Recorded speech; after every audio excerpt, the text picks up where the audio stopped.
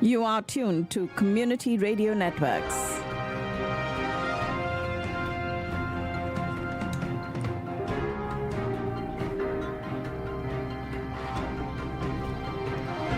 Ladies and gentlemen, it is a Thursday, the 28th of March, and we are going to get you all the information, getting you ready to take on the day.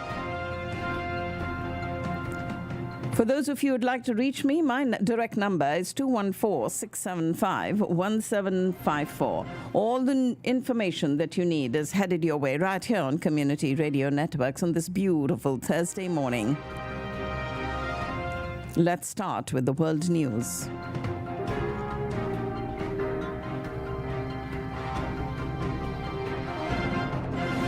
This is Community Radio Networks, the world news, read by Shabnam Madgil. 2 construction workers were found trapped in a red pickup in the Patapsco River in the middle of the collapsed bridge. Search efforts have been paused for the 4 other workers who were presumed dead because additional vehicles are encased in concrete and other debris, making it unsafe for divers. It is a team from the National Transportation Safety Board that boarded the ship and to gather evidence for their investigation, and officials obtained the ship's voyage data. The agency was interviewing members of the ship's crew, including the captain. Investigators have yet to get a sample of the ship's fuel. They will take one to examine the quality of the marine diesel. Coast Guard Vice Admiral, the Deputy Commandant for Operations, has said there is no hazmat threat to the public. Of the ship's 4,700 cargo containers, only 2 are missing overboard, and neither contains hazardous materials. The vessel has over 1.5 million gallons of oil on board, but remains stable. The ship had 56 containers of hazardous material, that's 764 tons, mostly corrosives and flammables, as well as some lithium-ion batteries. The first time the crew signaled trouble was when the pilot radioed for help from tugboats at 1:26 a.m. on Tuesday, 3 minutes before the ship hit that bridge column. Just minutes before impact, there was a total blackout of engine and electrical power on the ship. 21 crew members and 2 maritime pilots were aboard the Singaporean-flagged container ship, and the crew members remained on the ship, which was set for a nearly month-long voyage for Colombo, Sri Lanka. That is the latest we have from Baltimore. And a day after Robert F. Kennedy Jr. announced that tech attorney and entrepreneur Nicole Shanahan would be his running mate on an independent ticket for president, former President Trump is praising his opponent, shared his thoughts in a post to Truth Social, criticizing several of the platforms that RFK Jr. is campaigning on. He then went on to criticize Shanahan, who he said was even more far left than Kennedy. President Biden and Vice President Kamala Harris took on Republicans over health care in North Carolina, looking to press what they believe is a winning issue ahead of November's election. The rally stop marked a rare joint appearance on the road by the president and vice president, highlighting the emphasis the duo will place on health care as they prepare to face off again against former President Trump. And it came the same day the Supreme Court heard arguments on accession to the abortion medication mifepristone, teeing up a summer decision that could have major implications for abortion rights.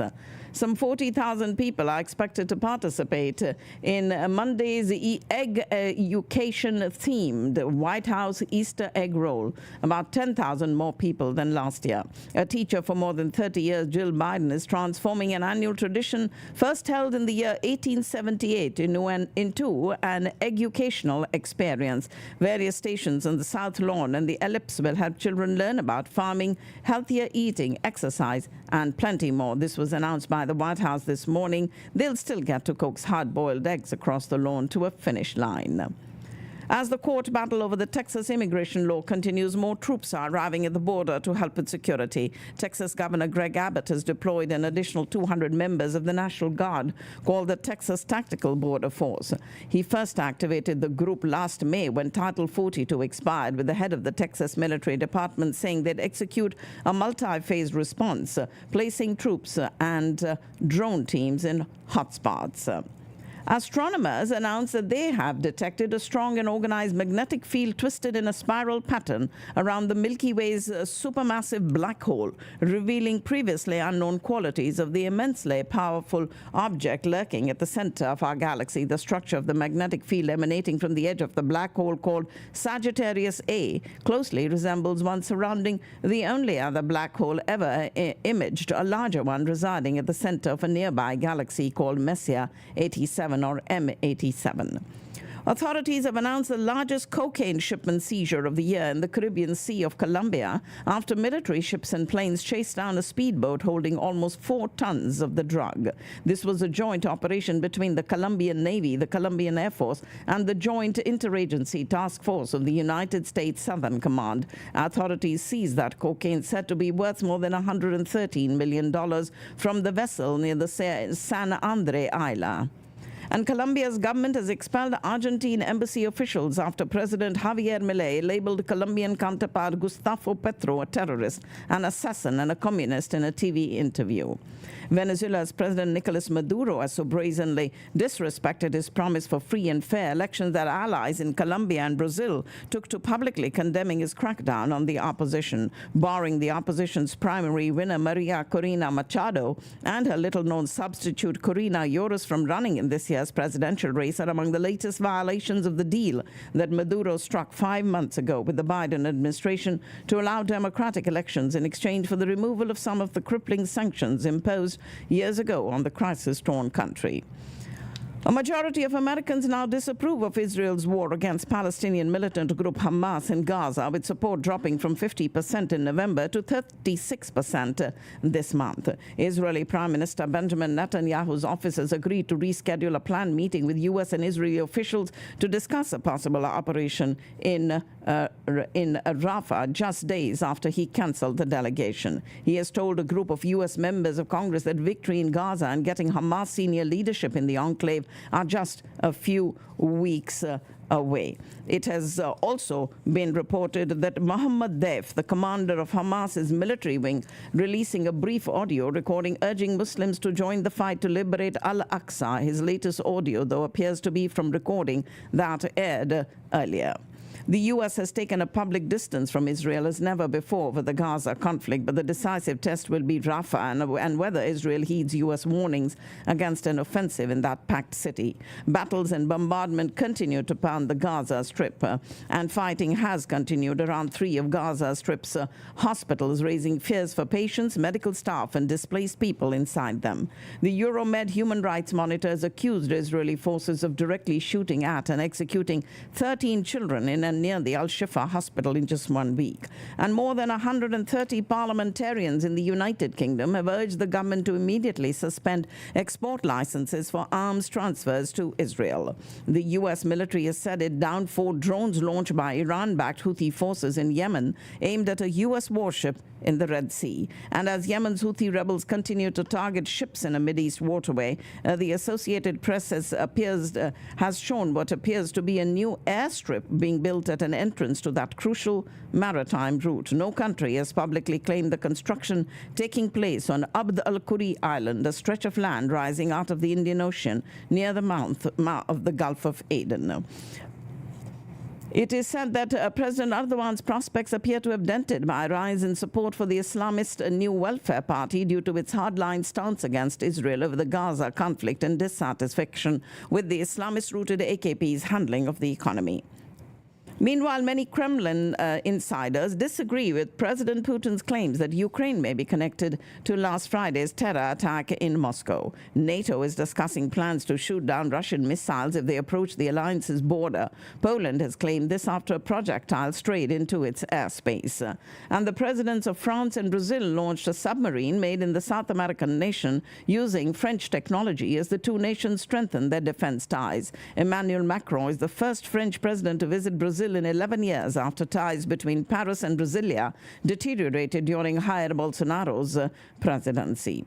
And the Olympic flame is set to burn in the Tuileries Garden in front of the Louvre Museum for the duration of the Paris Games in July and August. The Tuliris is an area that can be easily secured. The lighting of the cauldron is a key moment during the Olympics opening ceremony, signaling the formal start of the global sports extravaganza. The Paris Games are set to take place at locations around the capital, including at temporary stadiums by the Eiffel Tower and on the Place de la Concorde, which abuts the Tuileries Garden. The park, designed in 1664 at the behest of the so-called Sun King Louis XIV, and is closely associated with the defunct French royal family. The torch relay for Paris will begin on the 16th of next month, when a flame is taken from Olympia in Greece before being transported by sea to Marseille in a three-masted 19th century French tall ship called the Bellum. A UK government minister is on a collision course with the law over his refusal to reveal the sources of allegations that British special forces committed war crimes in Afghanistan. Johnny Mercer, Britain's Minister for Veterans, has said multiple officers told him about alleged murders and a subsequent cover-up during the Afghan conflict. In a statement, the independent inquiry relating to Afghanistan revealed it had issued the MP with a Section 21 notice under Britain's Inquiries Act. The United States and Korea this week launched a new task force aimed at preventing North Korea from procuring illicit oil, as deadlock in the UN Security Council casts the doubts over the future of international sanctions. The first meeting of the Enhanced Disruption Task Force was held in Washington this week. Ladies and gentlemen, you're listening to the World News on Community Radio Networks, and the Philippines will implement countermeasures proportionate and reasonable against illegal, coercive, aggressive, and dangerous attacks by China's Coast Guard and maritime militia in the South China Sea, according to President Ferdinand Marcos Jr. this morning. The latest flare-up occurred last week when China used a water cannon to disrupt another Philippine resupply mission for the second Thomas Shoal for soldiers posted to guard a warship intentionally grounded on a reef 25 years ago. And the deterioration in relations with China comes as Marcos seeks to deepen defense ties with the U.S. He's increased U.S. access to Philippine military bases, and joint exercises will now include sea and air patrols over the South China Sea, vexing Beijing.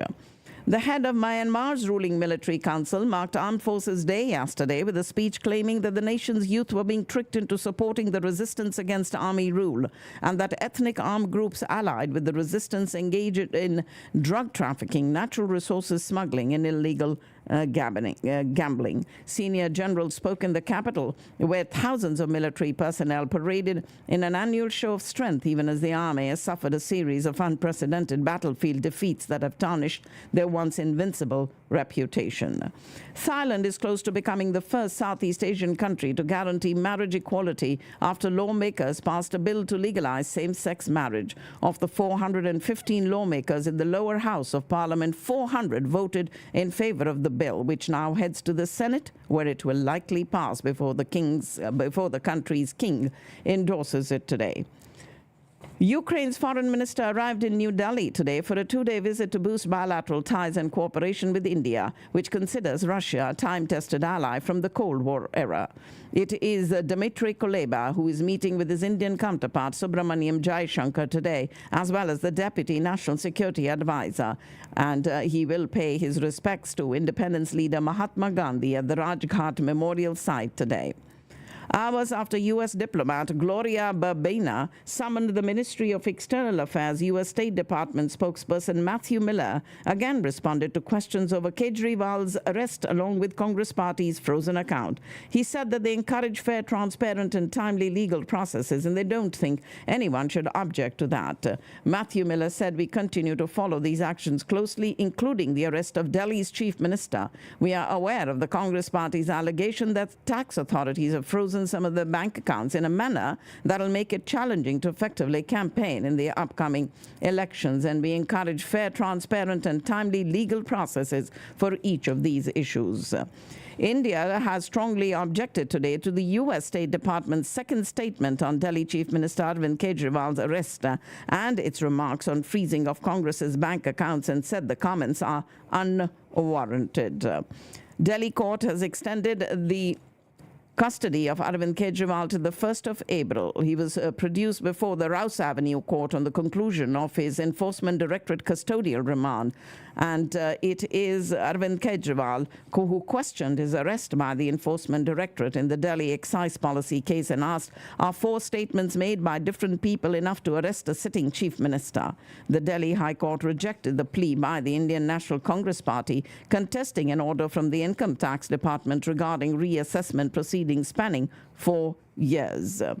Expressing concern over attempts to undermine the judicial integrity by selective criticism and praise of the judiciary, especially in cases involving politicians, a group of over 600 lawyers, including prominent ones, has written a letter to the Chief Justice of India to take proactive measures to safeguard the reputation of the bench, and has also urged the legal fraternity to stand united to support one of the strongest pillars of democracy.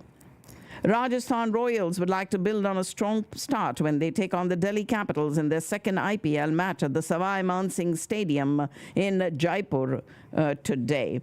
Delhi Capitals skipper Rishabh Pant is poised to etch his name in IPL history during this highly anticipated match against the Rajasthan Royals in Jaipur today. The city, New Delhi, saw the hottest day of this year so far, with the maximum temperature rising by about 3 degrees, and some areas saw drizzling in the morning, but the maximum temperature 37 degrees Celsius, 3 notches above normal.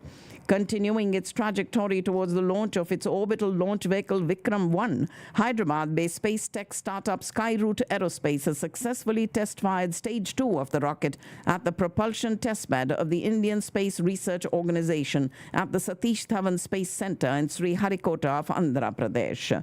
The first production series fighter of the LCA Tejas Mark 1A, an advanced variant of the LCA Mk1 that has already been inducted by the Indian Air Force, completing its maiden flight in Bengaluru.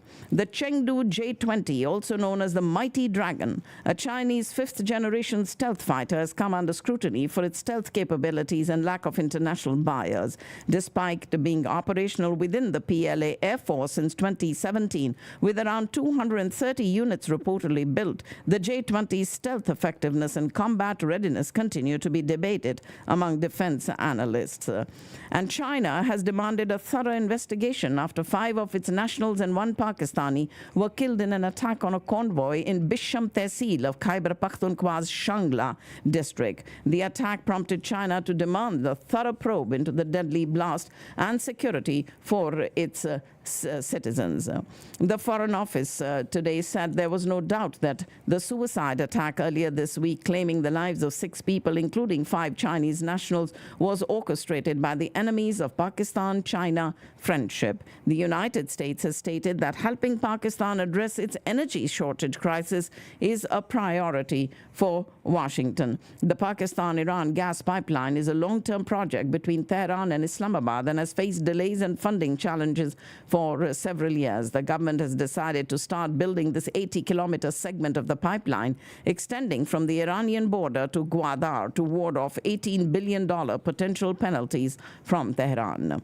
Defense Minister Khwaja Asif once again blamed Afghanistan for not making any progress to root out terrorism and called for further tightening of border controls to mitigate that threat. He regretted that despite Taliban administration being aware of the hideouts of terrorism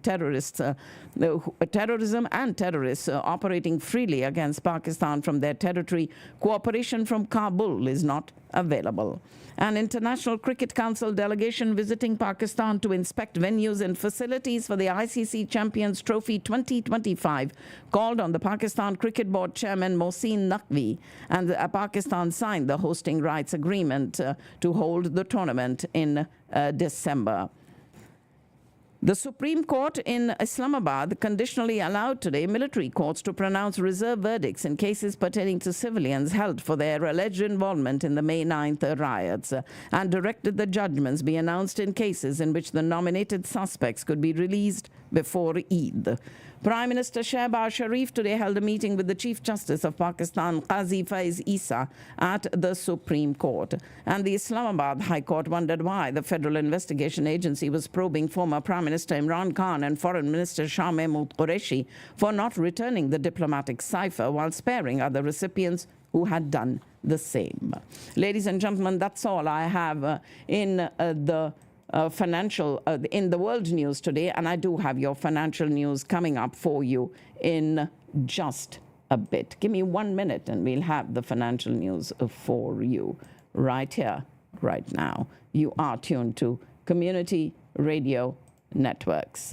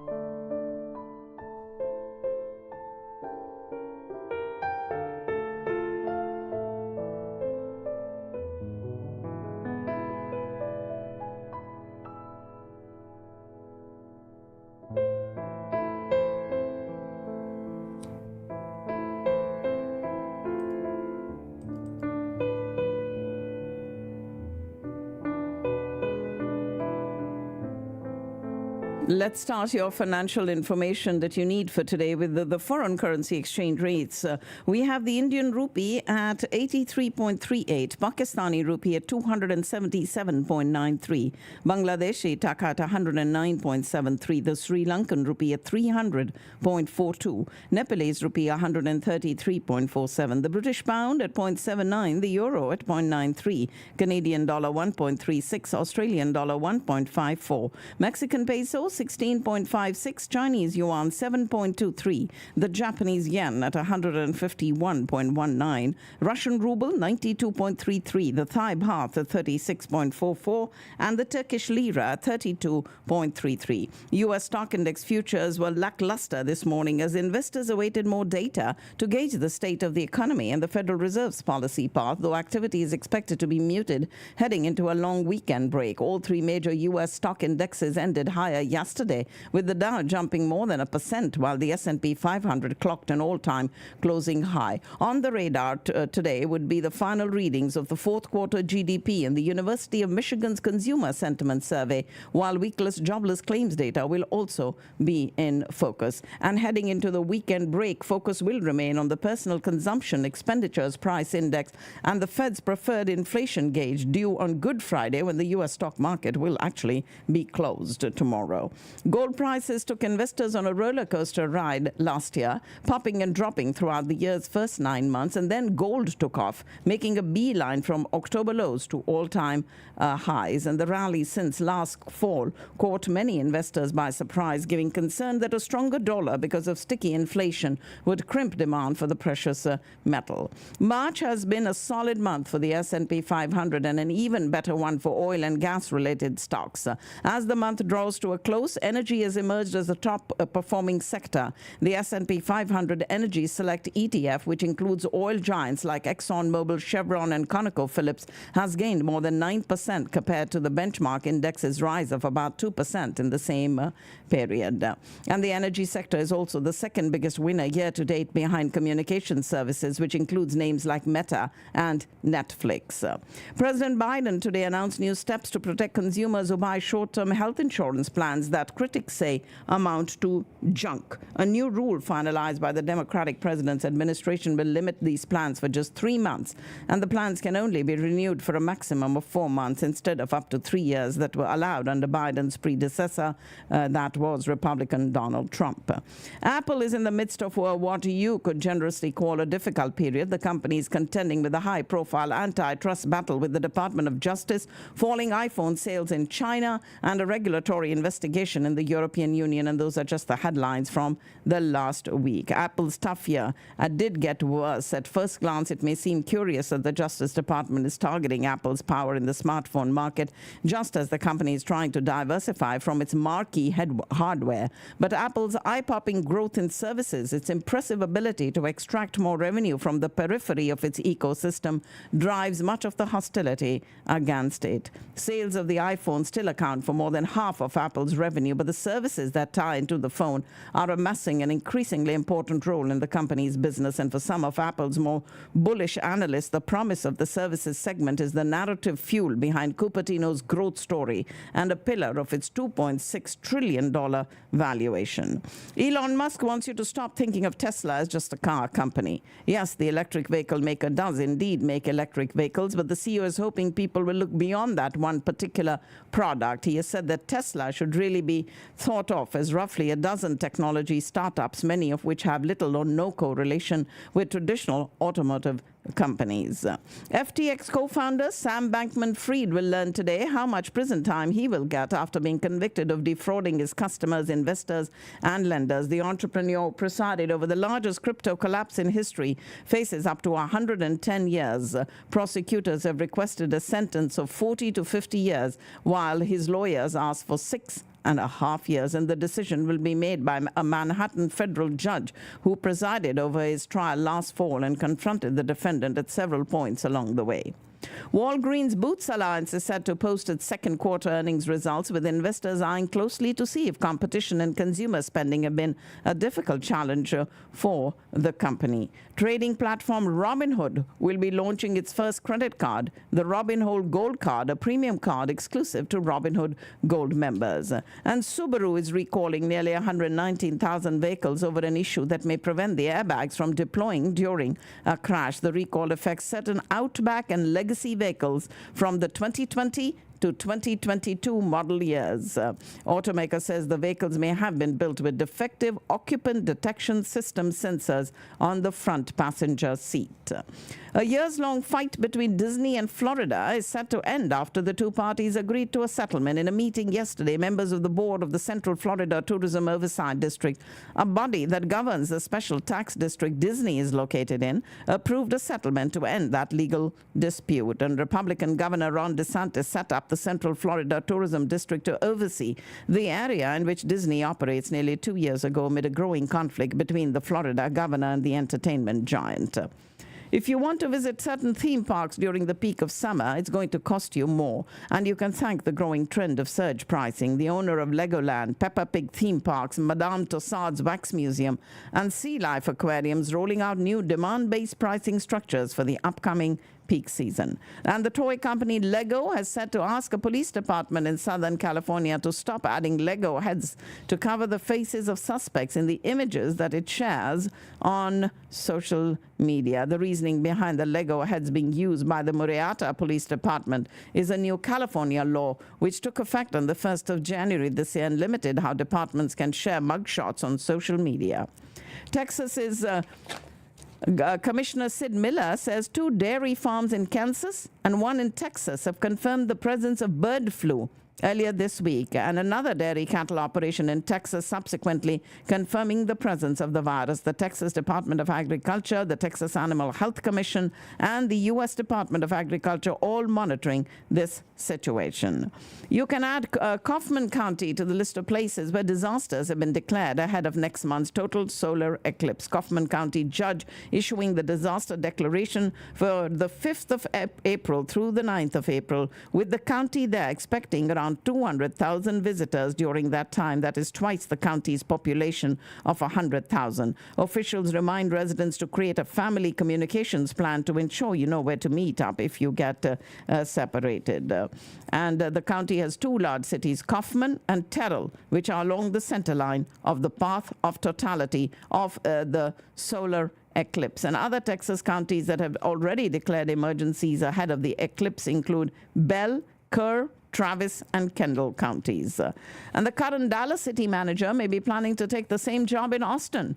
T.C. Broadnax announced his resignation from Dallas last month, and he has now been named the finalist for Austin's chief executive.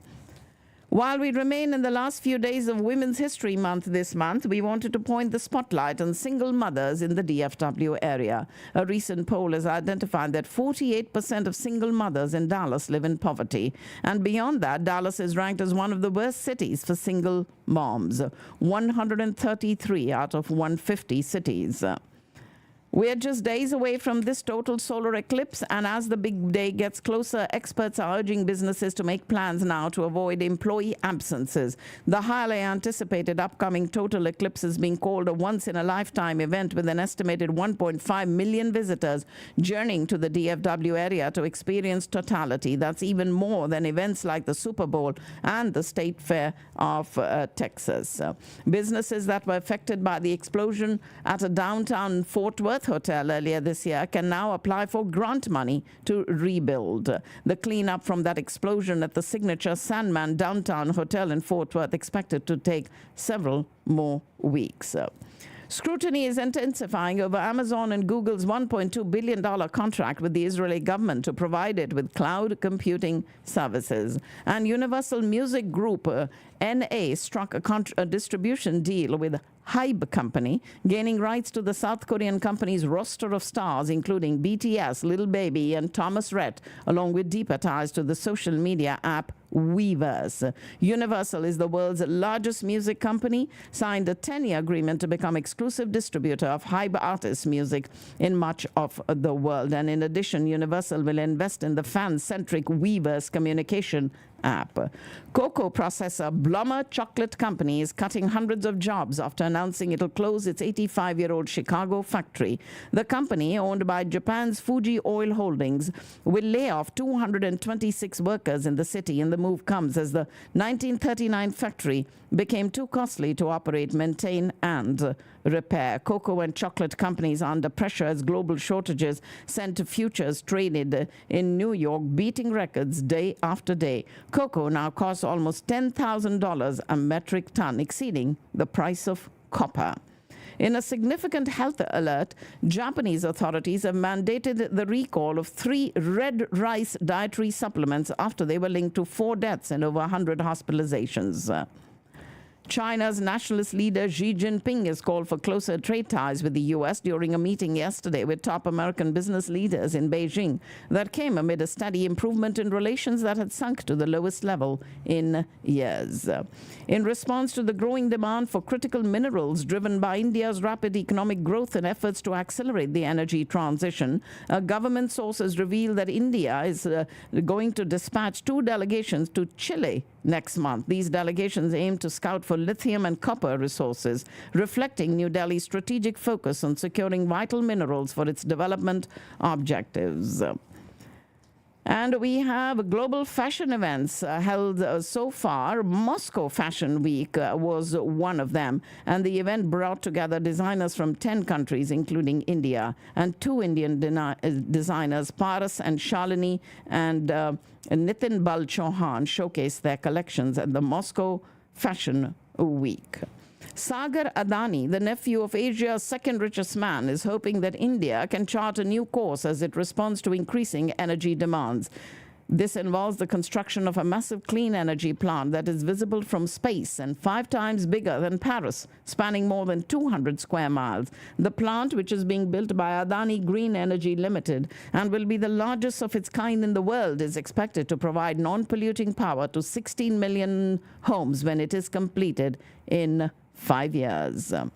Billionaire Gautam Adani-led group announcing the start of the first phase of the world's largest single-location copper manufacturing plant at Mundra in Gujarat, which will help cut India's dependence on imports and aid energy transition. Kutch Copper, a subsidiary of the group's flagship firm Adani Enterprises Limited, commissioned the first phase of $1.2 billion.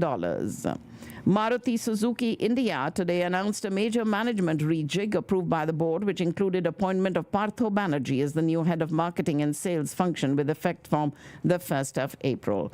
And the BSE Sensex and the Nifty 50, the Indian benchmark equity indices, opened higher today, influenced by global markets and ahead of a crucial U.S. inflation report. The women's wing of industry body FICCI has called for comprehensive reforms to boost India's care economy that could generate over 11 million jobs, 70% of which is estimated to go to women. Robust demand coupled with gradual alignment of demand supply of branded hotel room inventory will see the hotel industry end at the RevPAR growth of 12 to 14% this year. And Zerodha Fund House, a joint venture between Zerodha and Small Case, witnessed substantial growth with its assets under management surging 500 crore rupees in just 40 days. As the SAG-AFTRA strike in Hollywood showed last year, entertainment industries around the world are grappling with the incursion of AI in their area of work. Like their counterparts who were striking in Hollywood, voice artists in the entertainment industry are negotiating a workspace that is quickly evolving.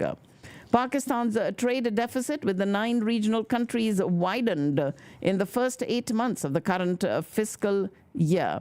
The value of the exports in the 9 regional countries, Afghanistan, China, Bangladesh, Sri Lanka, India, Iran, Nepal, Bhutan, and the Maldives. After drying up the provincial project financing from the national kitty, the federal government is pushing financing of national strategic nature projects jointly by the federal and provincial governments, besides the creation of synergies among the provinces through an integration of provincial projects. And the bulls continued their stampede at the Pakistan Stock Exchange today as shares gained over 600 points in intraday trade, as analysts attributing the rally to progress regarding the privatization of Pakistan International Airlines. Repatriation of profits and dividends during the first 8 months of the current fiscal year has jumped by 237%, reaching close to the inflow of foreign investment in the same period. Ladies and gentlemen, that's all I have in the financial news for you today. We will get you the final segment of the program coming up in just a minute. Stay with me.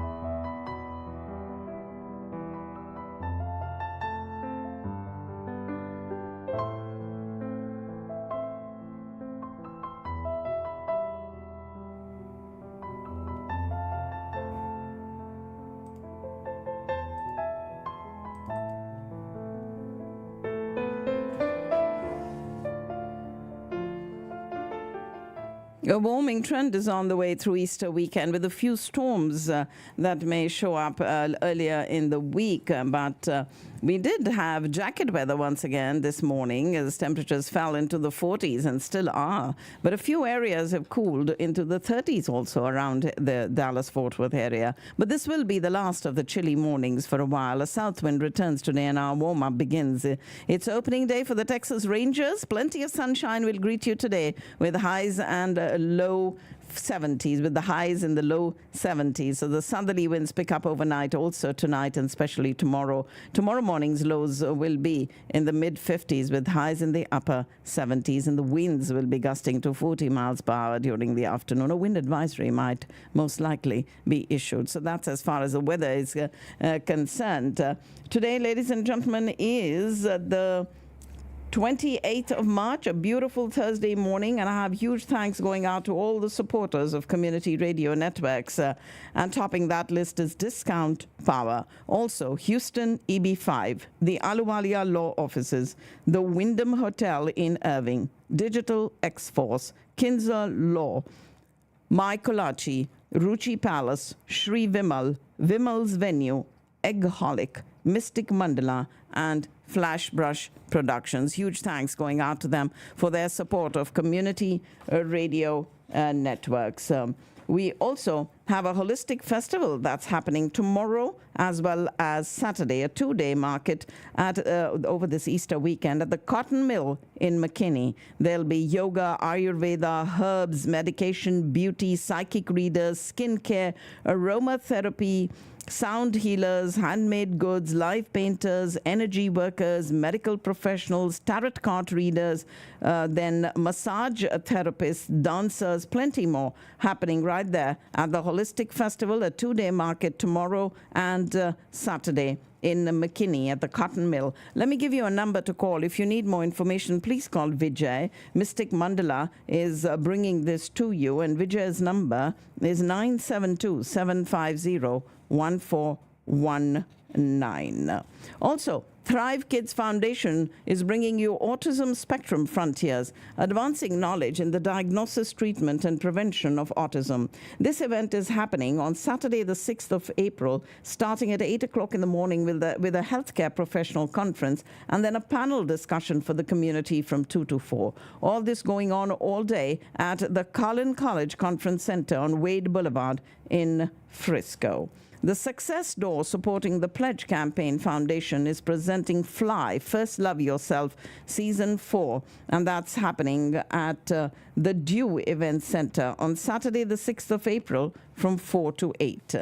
Tips, the Texas Indo-American Physician Society is inviting you to their 5K or 10K run or walk, whatever you prefer, on Sunday the 7th of April at the Oak Point Preserve in Plano. Please do register at runsignup.com. And the Texas Indo-American Physician Society, the Northeast chapter here in Dallas, has inaugurated a mentorship program to help students of Indian and South Asian origin. This is for medical students in the North Texas region and graduates of Indian medical schools who are looking for residency positions, fellowships, clinical and research observerships, and jobs. Please send an email to mentorship@tipsnec.org. Color Me Safe Foundation is a family crisis management organization serving the greater Dallas area, and the mission is to empower families regardless of their background or economic means by providing guidance, solution, and education related to child welfare. And they've launched two new educational initiatives. One is Ask Auntie and the Sati Support Group.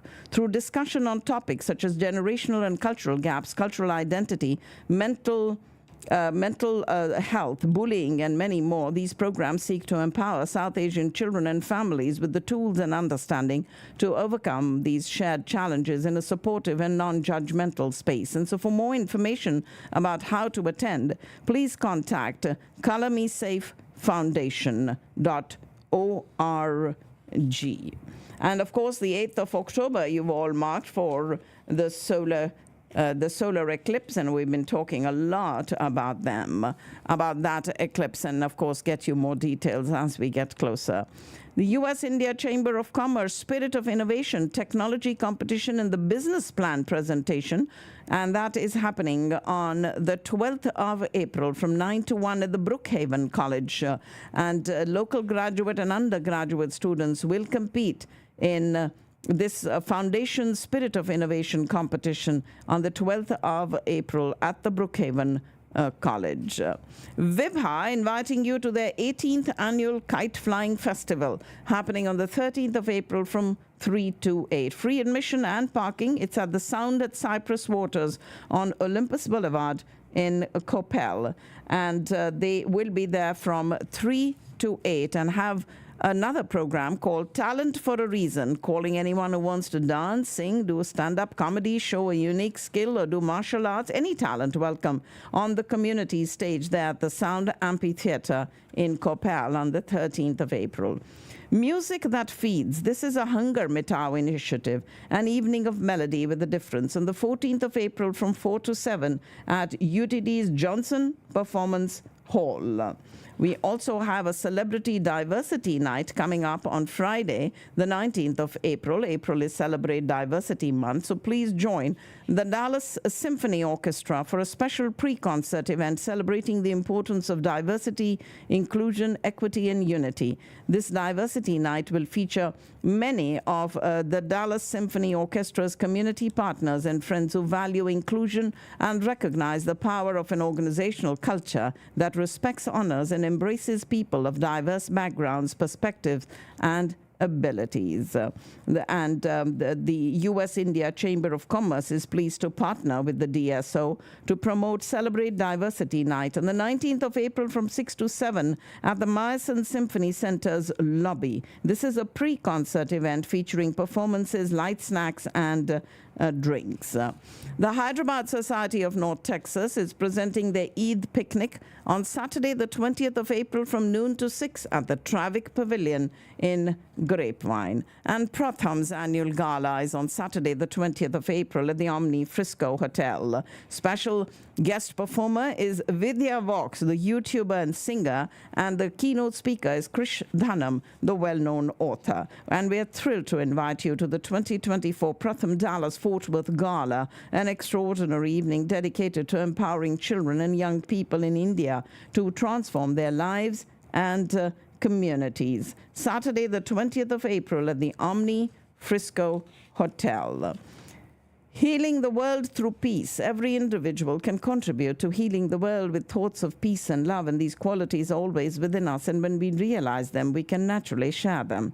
A World Meditation Hour is happening on Sunday, the 21st of April from 6:30 to 7:30, brought to you by the Brahma Kumaris. You can go and get more Zoom details at bkrymeditation.us. 360 Shows, Diamond Productions, 24/7 Entertainment are presenting Neetu Chandra as Umrao Jan Ada in a musical play in the Broadway style based on the novel written by Mirza Hadi Ruswa. 26th and 27th of April, there will be 3 shows, and you can get your tickets at Ticketmaster.com. For the first time in American television history, PBS stations across the U.S. will show a new documentary film on Swami Vivekananda called America's First Guru, and that too a first by an Indian origin documentary filmmaker. It'll be happening in the month of May, and we'll get you more detailed information. Also, please mark the 14th of June for Badshah's Pagal tour at the Curtis Culwell Center, and Shreya Ghoshal live in concert on Sunday, the 16th of June. Please mark all these, and again, we'll have more details coming up for you soon. I am going to end my show, but before we do that, we have some stories from the annals of history that happened on today's date, which is the 28th of March. The funeral of Dr. Joseph Guillotin, the namesake of the infamous execution device, takes place outside of Paris, France. He had what he felt were the purest motives for inventing the gulleton and was deeply distressed at how his reputation had become besmirched in the aftermath, bestowed the deadly contraption on the French as a philanthropic gesture for the systematic criminal justice reform that was taking place. The machine was intended to show the intellectual and social progress of the French Revolution by killing aristocrats and journeymen the same way equality in death was ensured. And the first use of the gulleton was on the 25th of April in 1792, when Nicolas Pelletier was put to death for armed robbery and assault in Place de Grève. And then the prestige of the gulleton did fall due to its frequent use in the French Terror following the Revolution. It became the focal point of the awful political executions and was so closely identified with the terrible abuses of the time that it was perceived as partially responsible for the excesses itself. Still, it was used sporadically in France into the 20th century. Its maker, Joseph Ignace Gulleton, well, his funeral was held on today's date, just outside of Paris, France, in the year 1814. And in 1834, President Andrew Jackson is censured by Congress for refusing to turn over documents. He was the first president to suffer this formal disapproval from Congress. During his term, he decided to dismantle the Bank of the United States and find a friendlier source of funds for his Western expansion plans. He embodied the popular image of the Wild West frontiersman, claimed that the bank had too many foreign investors, favored the rich over the poor, and resisted lending funds to develop commercial interests in America's Western territories. And when the Senate passed legislation to renew the bank's charter, he promptly vetoed it. In 1831, a meeting with his cabinet generated classified documents regarding his veto of the bank legislation, and soon after, Congress overruled Jackson's veto and censured him on today's date in 1834. And on today's date in 1915, the first American citizen is killed in the 8-month-old European conflict that would become known as the First World War. Leon Thrasher, a 31-year-old mining engineer native of Massachusetts, drowned when a German submarine, the U-28, torpedoed the cargo passenger ship Falaba on its way from Liverpool to West Africa off the coast of England. Of the 242 passengers and crew on board the Falaba, 104 drowned. Thrasher was employed on the Gold Coast in British West Africa, was returning to his post there from England as a passenger on the ship, and he was the first American citizen killed during World War I on today's date in the year 1915. In Spain, the Republican defenders of Madrid raised the white flag over the city, bringing an end to the fighting of the bloody 3-year Spanish Civil War. 3 days later, General Francisco Franco declares the war officially over. So it was the Spanish Civil War that ended on today's date in 1939. And W.C. Handy, one of the most important figures in 20th century American popular music history, dies in New York City on today's date in the year 1958. As a composer, a musician, and a musicologist, he is best known for mainstreaming the blues, helping to bring black sounds to the forefront of American popular music. William Christopher Handy, born in northern Alabama, came up in a middle-class African-American family that intended for him a career in the church, and to them and to his teacher, his becoming a musician would be like selling my soul to the devil. It was a risk that the young Handy decided to take. He was internationally famous by the time he wrote his 1941 memoir called Father of the Blues, although Stepfather might have been a more accurate label for the role he played in bringing blues into the musical mainstream. He died on today's date in 1958. Dwight Eisenhower, the 34th President of the United States and one of the most highly regarded American generals of World War II, dies in Washington, D.C. at the age of 78 on today's date in 1969. He was born right here in Denison, Texas, and graduated from the U.S. Military Academy, and after World War I, he steadily rose in peacetime ranks of the U.S. Army. And after the U.S. entered the World War he was appointed Commanding General of the European Theatre of Operations and oversaw U.S. troops massing in Great Britain. In 1942, Eisenhower, who had never commanded troops in the field, was put in charge of Operation Torch, the Anglo-American landings in Morocco and Algeria. And as Supreme Commander of a mixed force of allied nationalities, services, and equipment, he designed a system of unified command and rapidly won the respect of his British and Canadian subordinates. He died on today's date in 1969. He had retired in 61 with his wife, Mamie Dowd Eisenhower, to his farm in Gettysburg, Pennsylvania, and he has been buried on a family plot in Abilene, Kansas. At 4 a.m. on the 28th of March in 1979, one of the worst accidents in the history of U.S. nuclear power industry begins when a pressure valve in the Unit 2 reactor at 3 Mile Island fails to close. Cooling water contaminated with radiation drained from the open valve into adjoining buildings, and the core began to dangerously overheat. The 3 Mile Island, ladies and gentlemen, the new capital in Harrisburg. A second state-of-the-art reactor began operating on 3 Mile Island, which was lauded for generating affordable and reliable energy in a time of energy crises.